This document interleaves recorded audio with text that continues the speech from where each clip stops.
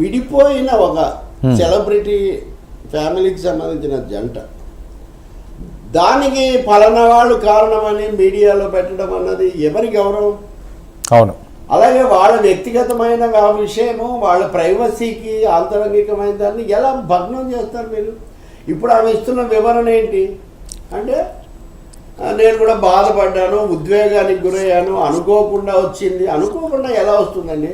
అనుకోకుండా రావడానికి మీరేమైనా సామాన్యులా? అవును. మీరు రాజ్యాంగ పదవిలో ఉన్నటువంటి మంత్రి గారు, సీనియర్ కూడా బాగా. అవును. ఇంకోటి షీజ్ ఎ ఫైటర్ ఆల్సో. అది కూడా గట్టిగా నిలబడి అనేక డక్కాముక్కీలు తిని వచ్చిన వాళ్ళు చాలా కాలంగా తెలుసు. కాబట్టి ఆ చేసుకున్న సవరణ ఏదో సంపూర్ణంగా చేసుకొని ఉంటే చాలా బాగుండేది. మళ్ళీ కేవలం సమంతకు ఒకరికే, సమంతకు మటుకే చెప్తే మరి మీరు ఇంకొక రకుల్ ప్రీత్ సింగ్కి ఎవరు చెప్పాలి? ఆశ్రమలో కేటీఆర్ చాలా మందికి మాదక ద్రవ్యాలు అలవాటు చేసి అని